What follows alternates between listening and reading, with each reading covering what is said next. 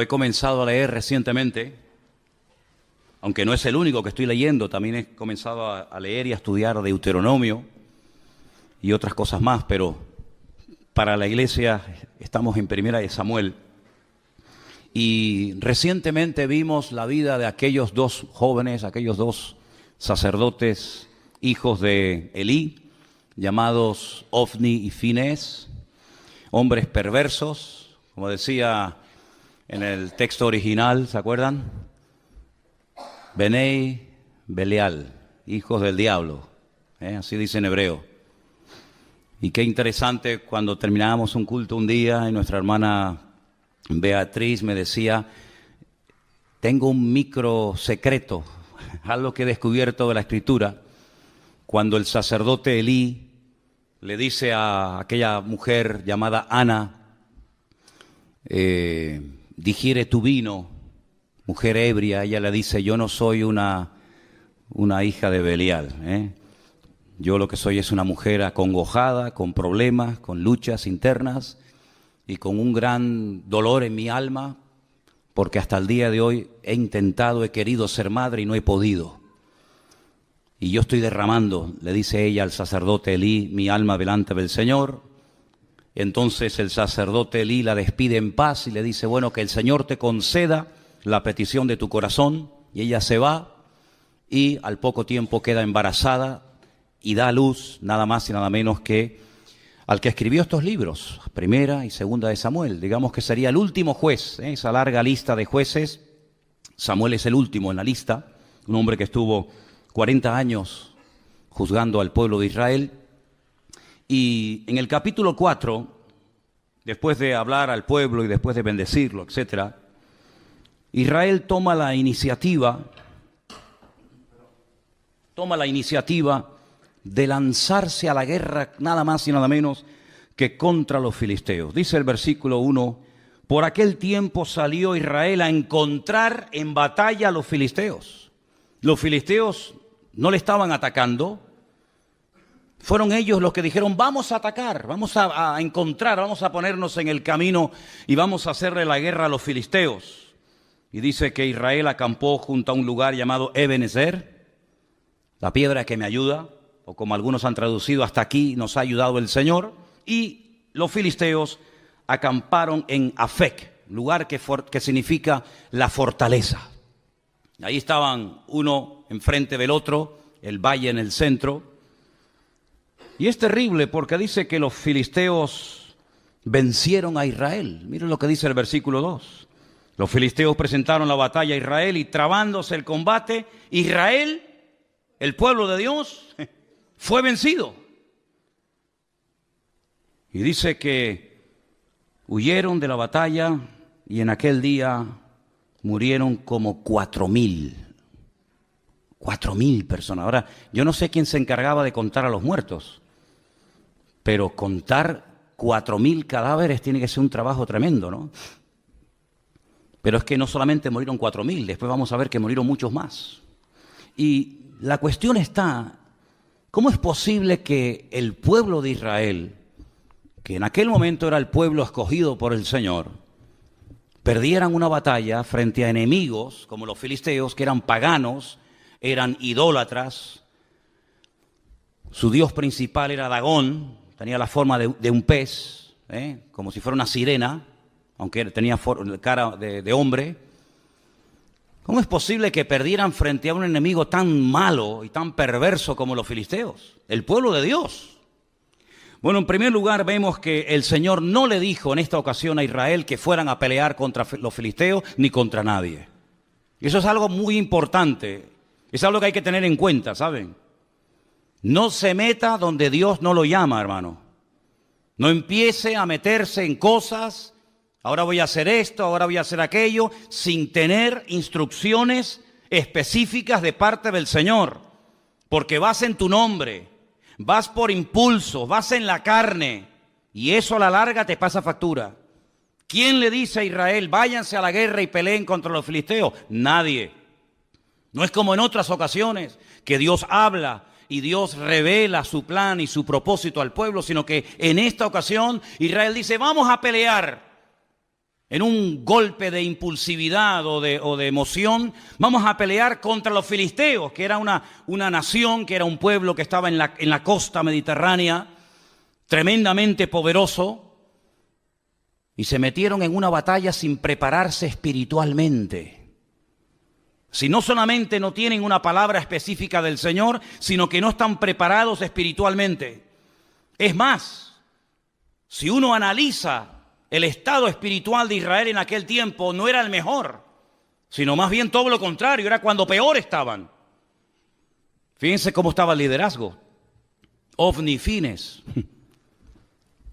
sacerdotes perversos, corruptos, que violaban a las mujeres en la puerta del tabernáculo en Silo. Personas que abusaban de su puesto como sacerdotes, quitándole a la gente ofrendas a la fuerza. El pueblo estaba en un momento terrible. No había comunión, no había relación con el Señor. El único del cual habla bien el Señor en aquel tiempo era de Samuel. Pero del pueblo, el pueblo estaba fatal. Y cuando una persona no está bien espiritualmente, ¿cómo se le ocurre meterse en batallas y meterse en terrenos donde para meterte, primero Dios te tiene que decir, métete? Y segundo, Dios te tiene que preparar espiritualmente para que no caigas herido y hagas el ridículo. Y encima, en tu mala decisión, puedas arrastrar a otras personas. Miren cómo murieron en el primer encuentro, en el primer encontronazo, 4.000 hombres. El título del mensaje de hoy es Decisiones equivocadas. Decisiones equivocadas pueden llevarnos a la ruina, a nosotros, y a países enteros, y a iglesias enteras, y a familias enteras. Y lo que me llama la atención es que se sorprenden, encima se sorprenden porque han perdido. Miren, por ejemplo, lo que dice el versículo 3. Cuando volvió el pueblo al campamento, los ancianos de Israel dijeron, ¿por qué nos ha herido hoy el Señor delante de los filisteos? Mientras yo leía esta mañana esta porción, esta pregunta más bien, ¿por qué? ¿Por qué nos ha herido el Señor? ¿Por qué los filisteos hoy nos han ganado? Me venía a la mente, pero así, otro hombre de Dios que un día cuando perdió una batalla le hizo la misma pregunta al Señor. ¿Por qué hemos perdido hoy la batalla? Déjenme que les lea un versículo. Preste atención. Josué rompió sus vestidos y se postró en tierra sobre su rostro delante del arca del Señor hasta caer la tarde. Y los ancianos de Israel echaron polvo sobre sus cabezas. Y Josué le dijo al Señor, ¿por qué nos ha vencido hoy el enemigo? La misma pregunta, ¿por qué nos ha sucedido esta tragedia hoy en Israel? ¿Por qué nos has entregado en las manos de los amorreos para que nos destruyan? Ay, Señor, ¿qué le diré? ¿Qué dirán que Israel ha vuelto sus espaldas delante de los enemigos? Porque los cananeos y los moradores de esta tierra oirán y nos van a rodear y borrarán nuestro nombre sobre la faz de la tierra. Y entonces, ¿qué harás tú con tu gran nombre? Pero espérense. La diferencia entre la pregunta que le hace el pueblo de Israel al Señor en 1 Samuel 4 y la pregunta que hace en Josué capítulo 7, Josué al Señor, es muy diferente. Porque unos no esperan que Dios responda. Cuando tú haces una pregunta, espérate a que se te responda. No preguntes y respondas al momento, sino infórmate, cerciórate si lo siguiente que quieres hacer es lo correcto o vas a seguir metiéndote más en líos. Sin embargo, con Josué fue diferente, porque él rasga sus vestiduras delante del Señor. Él dice, ¿cómo es posible que ayer le ganamos a los de Jericó, una ciudad inmensa, y hoy nos vamos a pelear contra una población, una localidad muy pequeñita llamada Jai, y perdemos? ¿Cómo es posible que al grande le ganemos y al chico perdamos? Y ahora Dios habla y le dice, escuchen, el Señor le dice a Josué, levántate, ¿por qué te postras sobre tu rostro?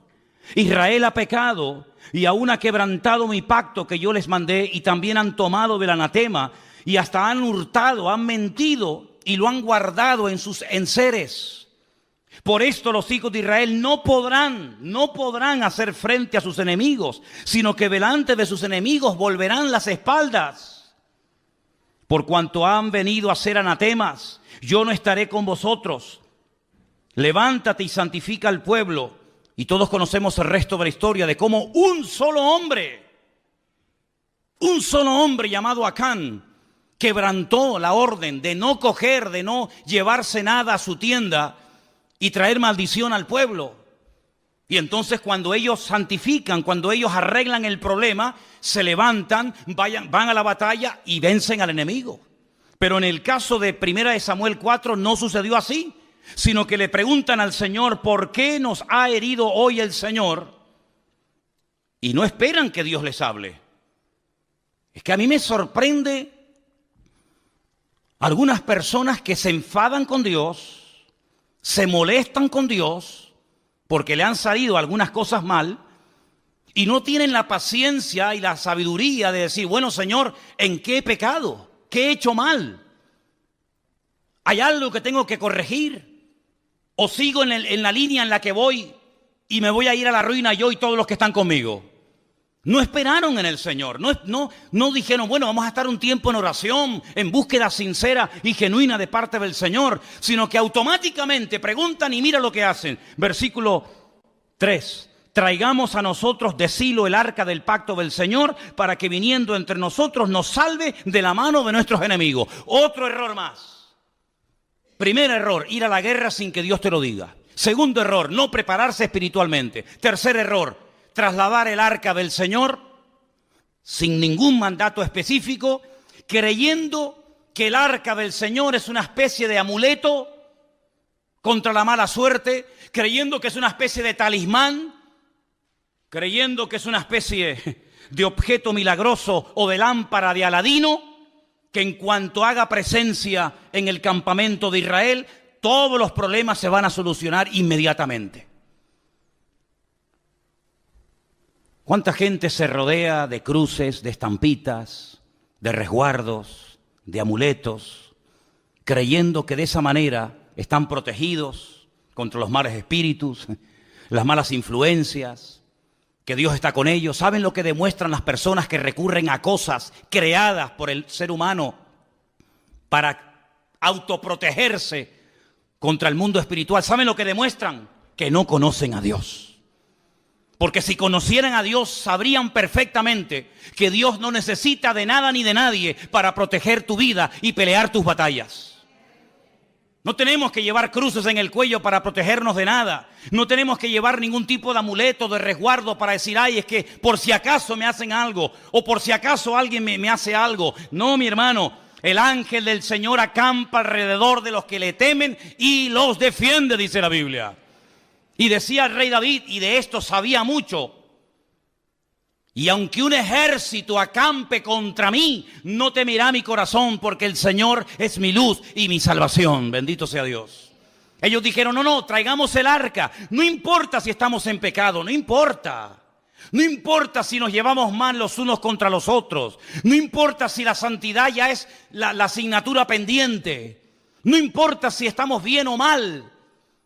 Traigamos el arca, que al fin y al cabo no cuesta nada traer un mueble, trasladarlo de un sitio a otro, y el arca por sí misma nos defenderá contra el enemigo.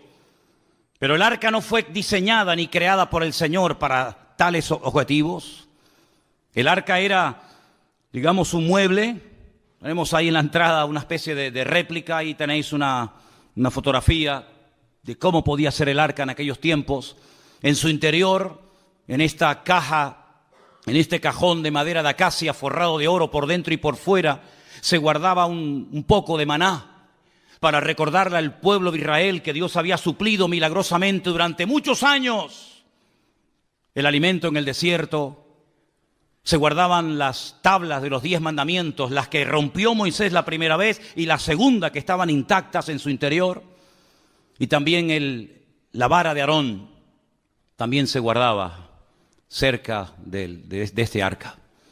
Era un mueble de oro. Arriba pueden ver, en la parte de arriba, entre las alas de los querubines, estaba lo que llamaban el propiciatorio, y era el lugar en donde entraba el sumo sacerdote una vez al año y derramaba la sangre de un sacrificio que previamente había hecho en la entrada, y allí oraba y allí intercedía para que Dios protegiera al pueblo de Israel durante un año más, hasta el próximo día del Yom Kippur, el día del perdón. Tremendo. Parece que el pueblo de Israel no termina de aprender la lección. No es la primera vez que recurren a un objeto creado, no es la primera vez que recurren a un objeto depositando su fe en el objeto más que en el Dios del objeto. Ya lo habían hecho en el monte Sinaí, ¿se acuerdan? Cuando dice la Biblia que según ellos, Moisés tardaba mucho.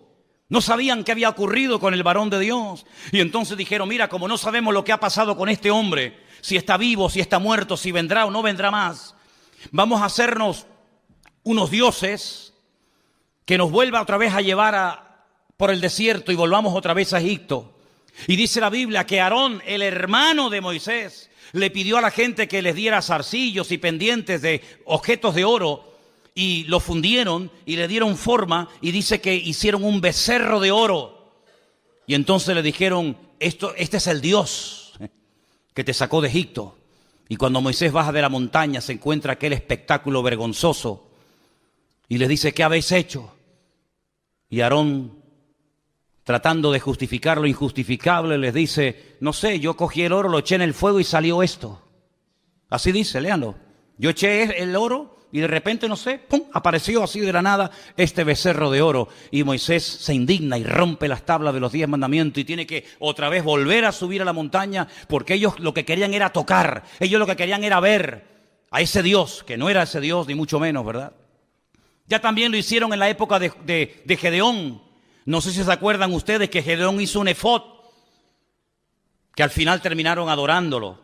No sé si recuerdan la historia de cuando Moisés peca por murmuración en el desierto y mueren miles de personas. Y el Señor le dice que haga una serpiente de bronce y que la clave en un asta para que la gente cuando la mire, detrás de todo esto hay una explicación extraordinaria. Y dice que aquella serpiente de bronce en los tiempos de los reyes le presentaban incienso y fue objeto de adoración hasta que tuvieron que despedazarla. Y así el hombre tiene siempre como una tendencia a agarrarse a cosas. Y alguien dijo que potencialmente todos los seres humanos tenemos tendencia a la idolatría. Parece mentira. Hay gente que dice, no, yo no adoro a nadie, sí, pero luego pero tus hijos los adoras, ¿verdad? O adoras tu casa, o adoras tu trabajo, tu coche, o tus pertenencias. El hombre siempre está tratando de tener algo a lo cual agarrarse y de poder ver, Sin embargo, nos olvidamos de aquella palabra tremenda en el Evangelio según San Juan, capítulo 4, cuando el Señor Jesucristo dice que Dios es espíritu. Y los que quieran adorar a ese Dios de espíritu tienen que hacerlo en espíritu y en verdad. Y la palabra del Señor nos enseña que nuestro Dios no se puede hacer, no se puede medir, no se puede pensar, porque nuestro Dios es, primero, inmortal.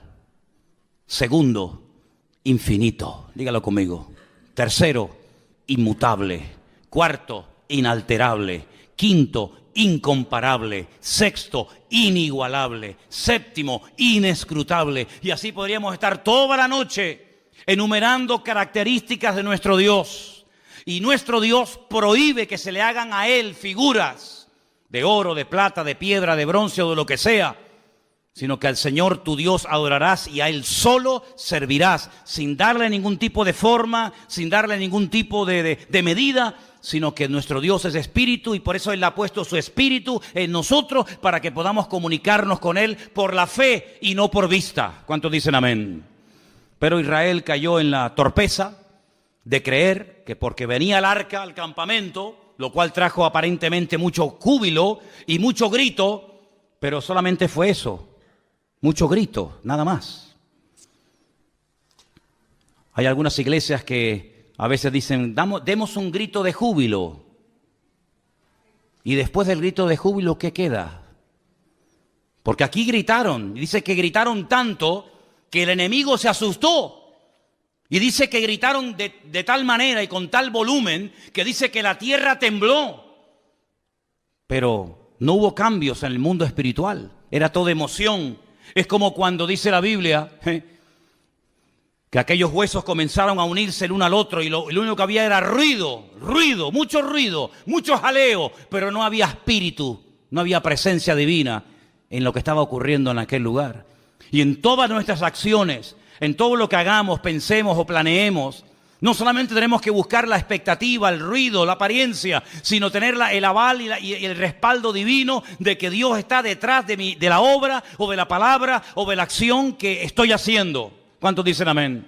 El mismo Señor Jesucristo dice, lo que yo digo y lo que yo hago, no lo hago por mi propia cuenta, sino que hago y digo lo que el Padre me autoriza y me ordena que haga y que diga.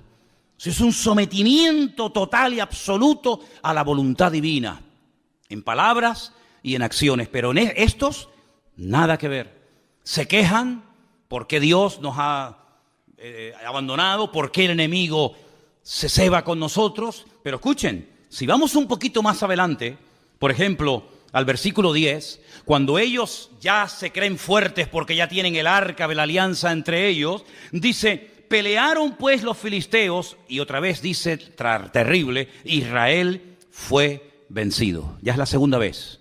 Primera vez te dio una paliza y 4,000 hombres perdieron la vida. Y no aprendes, no hay manera, Vas de mal en peor y sigues y sigues y sigues. Pero ¿cuándo nos vamos a dar cuenta que lo natural es un reflejo de lo espiritual?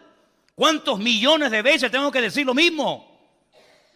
Que cuando las cosas van mal, Dios te está dando un mensaje que tienes que saber interpretarlo y tienes que pararte y preguntarle al Señor, Señor, ¿qué está ocurriendo? Porque no es como el mundo dice, bueno, es mala suerte, es una mala temporada, no. Sino que la palabra del Señor nos da principios concretos y específicos para que la victoria no sea algo casual, algo esporádico, sino sea la tónica habitual de nuestra vida. Y cuando en mi vida no hay victoria, cuando en mi vida lo único que hay son desgracias, follones, peleas, divisiones, enfermedades, conflictos, etcétera, etcétera, tienes que pararte, querido. Y tienes que preguntarle a tu Dios, que dicho sea de paso, es un Dios de amor, que quiere lo mejor para sus hijos. Señor, ¿qué estoy haciendo mal? No como esto que le decían, ¿por qué nos has abandonado? No, el problema no está que Dios les ha abandonado. El problema es que ustedes han abandonado a Dios. No le eches la culpa a Dios. Como dicen los inconversos que todos conocemos, ¿y si Dios es tan bueno? ¿No has encontrado gente así? Bueno, si Dios es tan bueno, ¿por qué se mueren los niños de hambre? ¿Y por qué hay guerras por aquí? Como si Dios fuera el culpable de todo eso.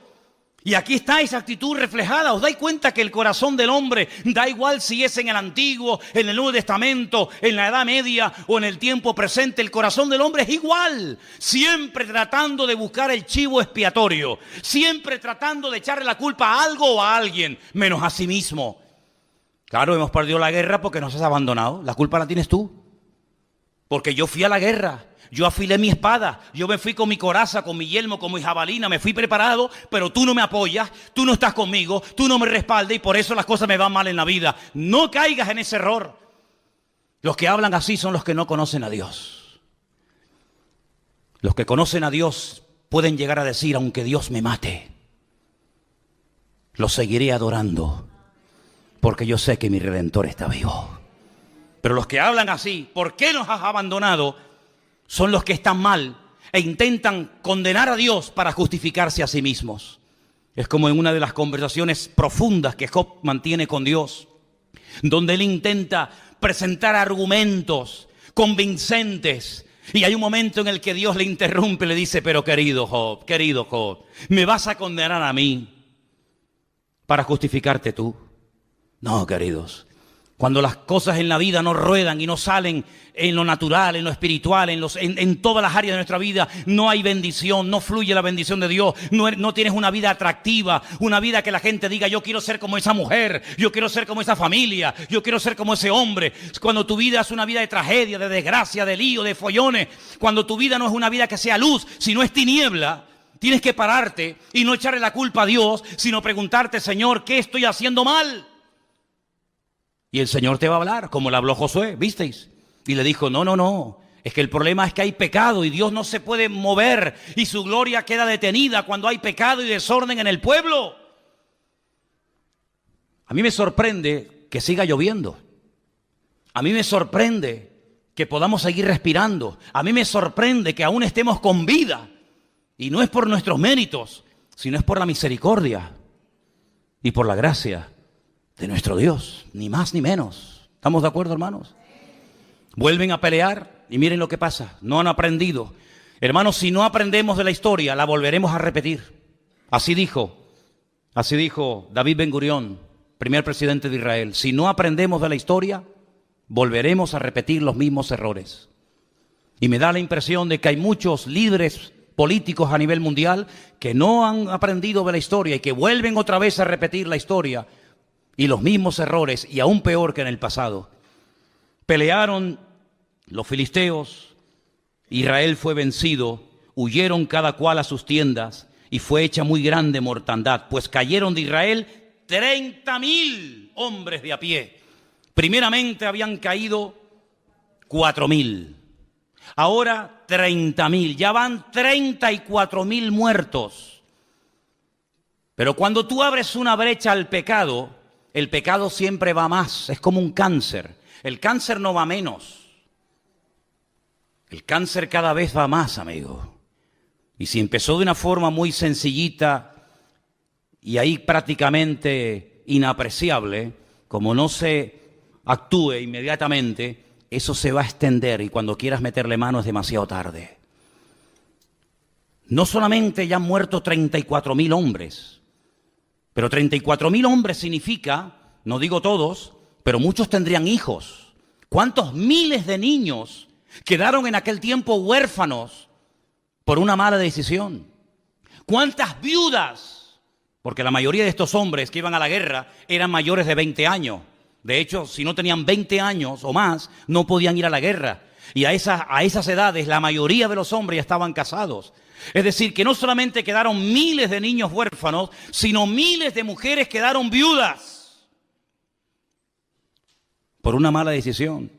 Pero no solamente fue eso, sino dice que en aquel segundo encuentro de Israel contra los filisteos, los dos hijos del sacerdote Elí murieron, Ofni y Fines. Versículo 17. El mensajero dijo: Israel huyó delante de los filisteos y también fue hecha gran mortandad en el pueblo, y también tus dos hijos, Ofni y Fines, fueron muertos, y el arca de Dios ha sido tomada. Ya están muriendo hijos por culpa de los padres.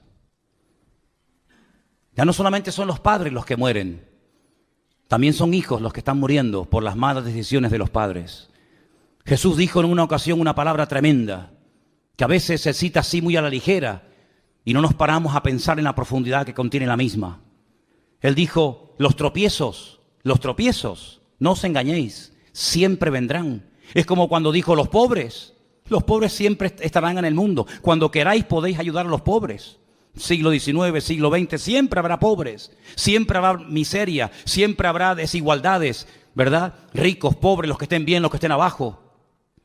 Y él dijo: tropiezos, problemas y dificultades siempre vendrán, pero ay de aquel que me haga tropezar a uno de mis hijos y a uno de mis pequeños.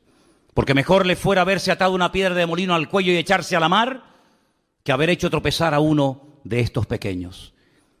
Si te quieres reventar y hacer lo que te da la gana, hazlo. Allá tú, con tu conciencia y con tu Dios. Pero ten cuidado que en tu locura arrastres a tus hijos y el día de mañana te pese en el alma y en el corazón haberlos tenido del tingo al tango, ahora aquí y mañana allá, y al final ni comes ni dejas comer a tus hijos. Ten mucho cuidado, porque por la locura de esta gente, no solamente niños quedaron viudos, no solamente huérfanos, no solamente mujeres quedaron viudas, sino que ahora también están comenzando a morir hijos. Y es terrible cuando a veces por nuestras decisiones equivocadas, vuelvo a decir, decisiones equivocadas, título del mensaje de hoy, hacemos tropezar a otras personas que nos siguen, pero no porque te apoyen, sino porque no les queda otro remedio. Pero no te olvides que el que te sigue a la fuerza algún día te abandonará, porque los que nos tienen que seguir a nosotros no es por la fuerza, no es por la presión, sino es por la convicción. También seguían a Saúl, pero dice que le seguían temblando de miedo. Pero sin embargo dice que había muchos que seguían a David desarmados, pero porque tenían una confianza tremenda en su líder, porque sabían que era el hombre más cerca del corazón de Dios. ¿Te das cuenta? 34.000 muertos, miles de niños huérfanos, miles de viudas solas, los hijos del sacerdote muertos. Pero hay más todavía, hay más todavía. Porque no doblan su corazón delante de Dios, porque no se humillan. Y cuando no se humilla el pueblo, cuando no pide perdón, el diablo se ceba y el diablo va por todas. Y ahora les roba el utensilio más sagrado en toda la historia del pueblo de Israel. El arca del pacto. El Aarón Berit. El arca del pacto. Esa palabra pacto en hebreo es Berit. Es una palabra sagrada, es una palabra que tiene una connotación espectacular, porque un pacto no es un contrato. Un contrato se quiebra, se rompe cuando uno de los dos no cumple las condiciones. Pero los pactos que Dios ha hecho no se quiebran. Los pactos de Dios son eternos. Y ellos traen ese mueble que es el símbolo, es la representación física, tangible y visible de un pacto que un Dios eterno ha hecho con un pueblo que le está siendo infiel. Y lo que recurren es al tipo, al símbolo, en vez de al Dios del pacto. Qué tremendo cuando aquella mujer llamada Helena se dedicó a ir por Tierra Santa, sobre todo por Jerusalén, buscando reliquias. Era la madre de Constantino, supuestamente el primer emperador romano convertido o que reconoció y emitió el cristianismo como la religión oficial del Imperio Romano. Y fue a Jerusalén y comenzó a buscar el lugar donde Cristo había muerto.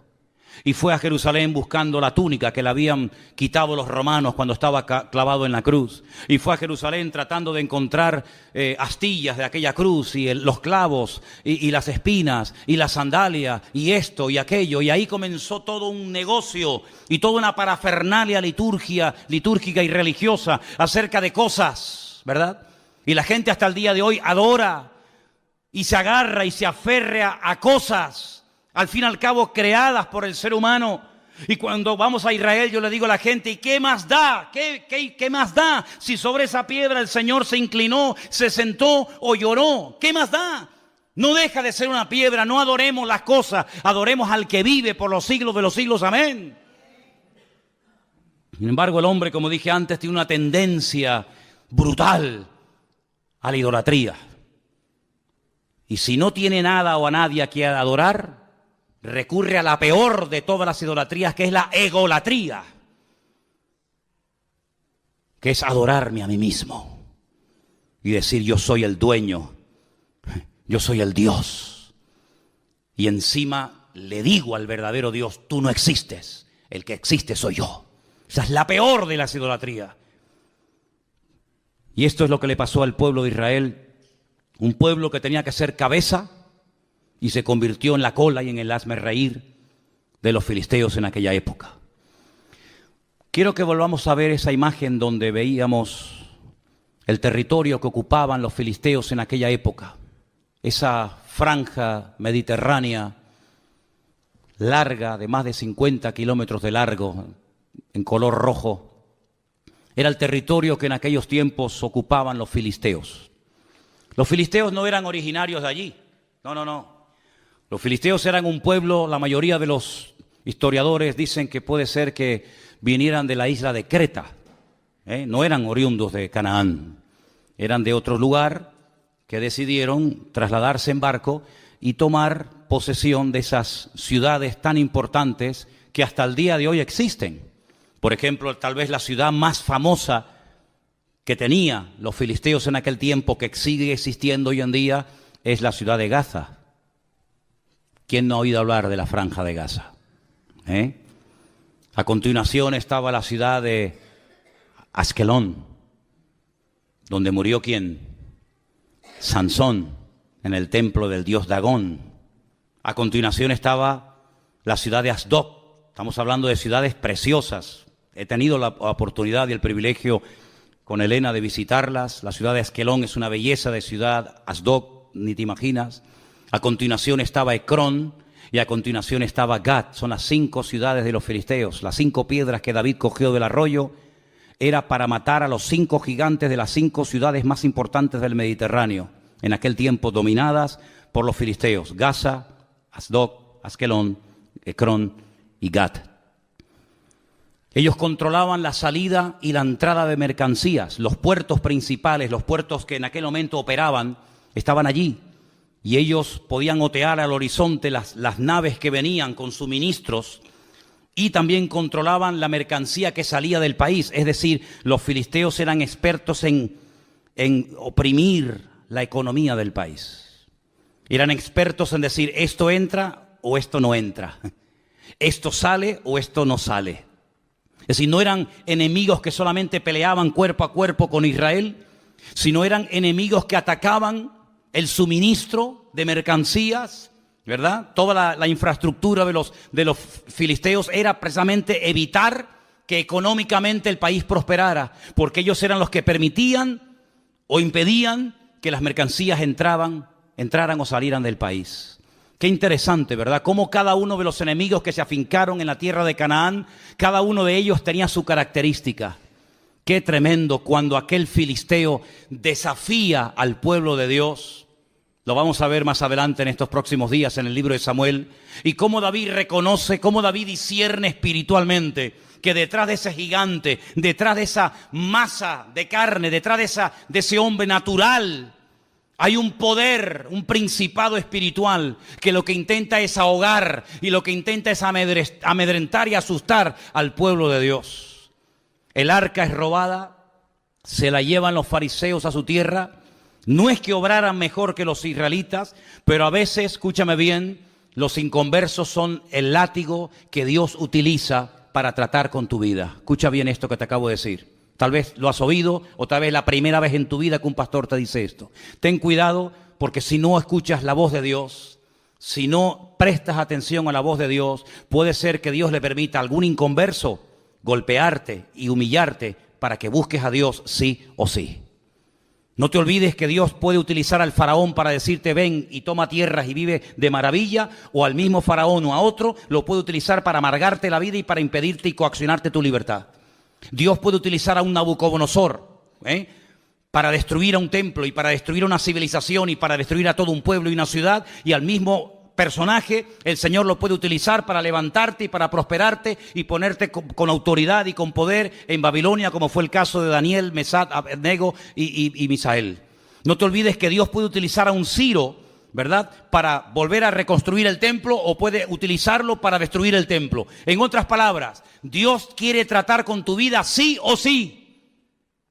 En esta iglesia o a la que vayas, no puedes huir del trato de Dios. Si no le escuchas por las buenas, tendrás que escucharlo por las malas.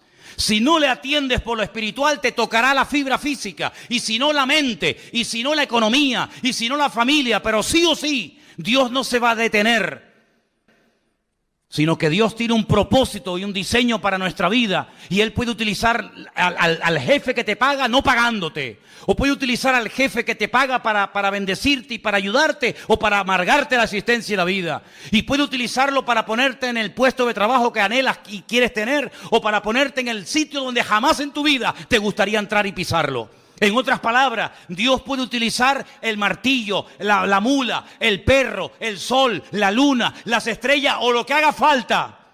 Pero a Dios no lo va a detener nada ni nadie, porque Dios dice que no parará de obrar en nosotros hasta que Él venga a buscarnos y quite nuestras arrugas y quite las manchas de nuestra vida. ¿Cuántos dicen amén? Por eso, queridos hermanos, entremos por las buenas en el trato de Dios, porque yo dije en una ocasión, y creo que algunos lo recordarán, que al listo, con una simple mirada, capta el mensaje. Pero al tonto, ni tirándole piedras, se entera de la película. Era como antiguamente, los padres miraban a los hijos y le transmitía telepáticamente un mensaje que el chiquillo interpretaba al momento.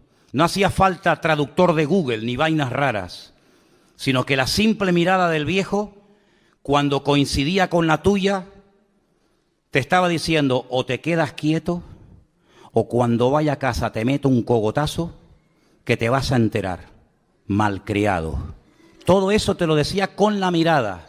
Hoy en día te manda WhatsApp, abre una página de Facebook tu viejo, te manda todo lo que quiera y no te enteras. Vamos a leer algunos versículos interesantes. Proverbios 3, del 31 en adelante. Proverbios capítulo 3, si me los ponen casi mejor. 31 al 33, perfecto. Proverbios 3, del 31 al 33. No envidies al hombre injusto. ¿Conoces a alguien que se porta injustamente contigo?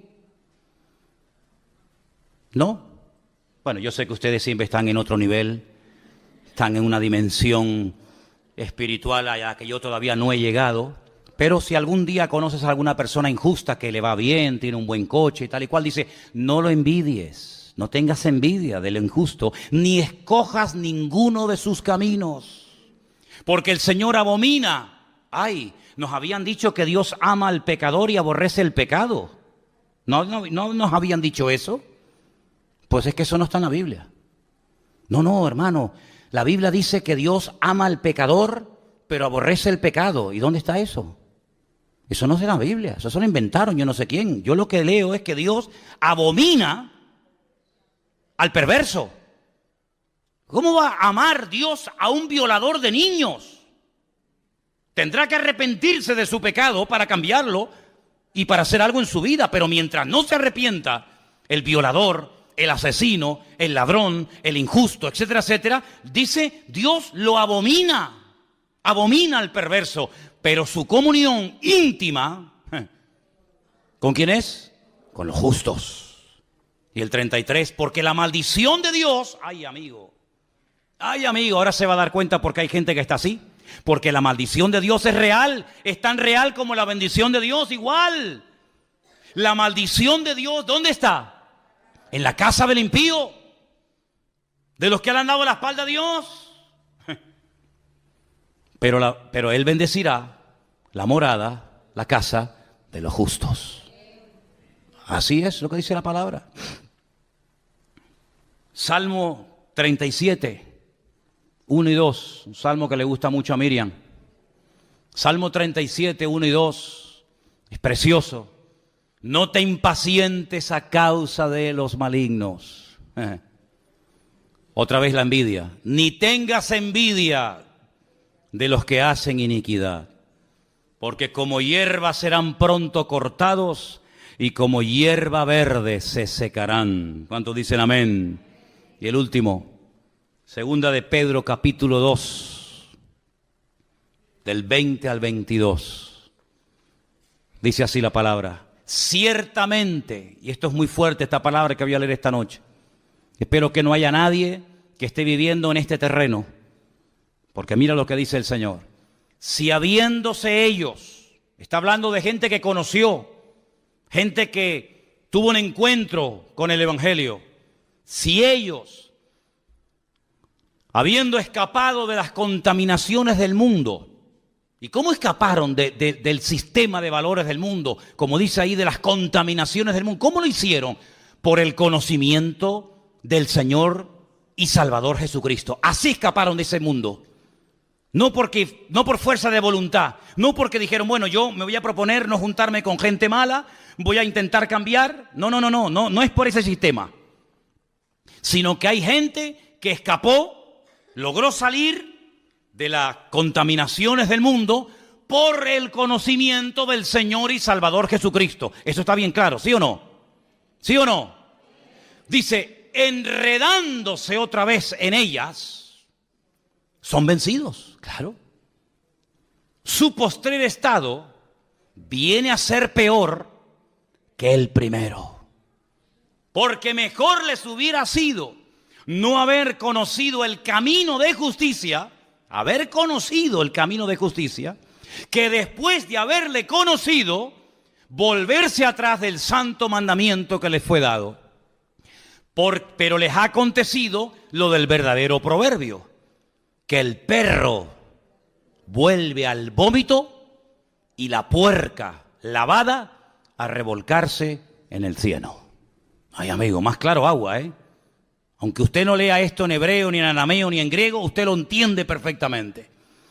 Yo tengo que decir como pastor, y me gustaría decir todo lo contrario, pero mentiría si lo hiciera, que nunca he conocido a nadie que se haya apartado de los caminos del Señor, que su vida haya sido una maravilla. Si así fuera, más de uno se vería tentado a decir, oye, separándome del Señor, vivo mejor. Pero es que no hay ni la más mínima tentación en los que hemos nacido de nuevo. No tenemos ni la más mínima tentación de separarnos, de dejar a Dios, de darle las espaldas. ¿Saben por qué? Porque no hay ni una sola persona, se llame quien se llame y viva donde viva, que habiendo conocido al Evangelio y al Señor, apartándose de Él, la vida de fuera mejor. Sino que el Señor los compara con un perro que vomita y se vuelve a comer lo vomitado. Y si lo compara con un cerdo que lo lava y en cuanto encuentra basura, se vuelve a revolcar en él. Y dice, y el postrer estado es peor que al principio. Hermano, si usted no entiende esto, yo ya no sé cómo decírselo. En otras palabras, este pueblo quiere arreglar externamente lo que solamente se puede arreglar internamente. Mira, no le estés regalando tantas flores a tu mujer y después la estás engañando con otra. ¿Me entendiste? Toma, mi amor, un ramito de flores. Es que yo no quiero flores, yo quiero tu corazón. Yo quiero tu fidelidad. Mira, te voy a llevar esta noche a cenar. Métete la cena por donde te quepa. Le diría alguna. Yo no quiero que me des cena. Yo lo que quiero es que estés más tiempo en casa con tu mujer y con tus hijos. Así era Israel. No se arrepienten, no buscan de Dios, no viven en santidad, no ponen sus vidas en orden, pero tráiganos el arca, que trayéndonos el mueble se arregla todo. Es como aquellos que dicen, no, yo tengo una Biblia y te enseñan una Biblia así. ¿Y para qué la quieres? Y el crucifijo, y el rosario, y tantas cosas externas, que lo único que hacen es dar una pincelada de cristianismo, pero tu corazón está lejos. Como decía el Señor, aquellos fariseos de la época, con su boca me adoran, pero su corazón está lejos de mí. Y su temor de Dios no es más que puro mandamiento aprendido de memoria, de padres a hijos, de generación en generación. El Señor, que lo que busca, señales externas, o que verdaderamente cambiemos y hagamos frutos dignos de arrepentimiento. ¿Qué les parece, hermanos? Pues eso es lo que buscaba el Señor en este pueblo en aquel tiempo, y lamentablemente no lo encontró. Quiero terminar contándoles una historia real de un hombre que era científico y viendo cómo estaba el mundo tan deteriorado, tan en pésimas condiciones, intentó en su laboratorio encontrar la respuesta a los males del mundo. Y ahí estaba de noche y de día con sus fórmulas químicas y matemáticas y esto y aquello, tratando de encontrar algo, no sé, algo, una pastilla, un remedio para los problemas del mundo. Pasaba horas y días, semanas enteras en su laboratorio, tratando de encontrar el remedio para los males del mundo. Y cuando estaba allí metido con todo su trabajo y con toda la faena, de repente entra en el laboratorio su niño pequeño de 6, 7 años, revoltoso, toqueteando, jugueteando con todo. Y el padre sabe que no va a poder seguir trabajando porque el chiquillo era muy inquieto. Y entonces no se le ocurre otra cosa al padre que coger una revista donde hay un mapa del mundo, lo arranca, la corta en pedacitos y le dice al niño, toma, tú solo, quiero que arregles el mundo, quiero que pongas cada continente y cada ciudad en su sitio, cada país en su sitio. Y le da esas hojas del mapa rotas y un trozo de una cinta adhesiva para que lo arregle y se lo traiga al padre. El padre dice, bueno, ahí lo tendré aburrido y me dejará trabajar tranquilo. Al poco rato, el niño se acerca al padre y dice, papá, ya está todo arreglado. El padre le dice, no puede ser, no puede ser. A ver, muéstrame qué es lo que has hecho. Y efectivamente, le muestra el mapa perfecto, todo pegadito con cinta adhesiva, cada país en su sitio, cada continente en su sitio, todo en su lugar. El padre se queda sorprendido y le dice, pero hijo, ¿cómo has sido capaz tan rápido, sin conocer tú al mundo, sus ciudades, sus países, sus continentes, ¿cómo has sido capaz de arreglarlo tan rápido? Y le dice, papá, es que yo no sé arreglar el mundo, pero cuando arrancaste la hoja, yo vi que por detrás había la figura de un hombre. Y entonces lo que yo hice fue arreglar primeramente la figura del hombre, que la conozco. Puse los brazos del hombre en su sitio, las piernas, la cabeza, y cuando arreglé al hombre, le di la vuelta y había arreglado el mundo. Eso es lo que intentan hacer los seres humanos, arreglar el mundo. Pero para arreglar el mundo, primeramente hay que arreglar el corazón del hombre. Y el corazón del hombre no lo puede arreglar nadie, más que solamente su creador, porque él sabe perfectamente cada cosa en su sitio y cómo poner cada pieza.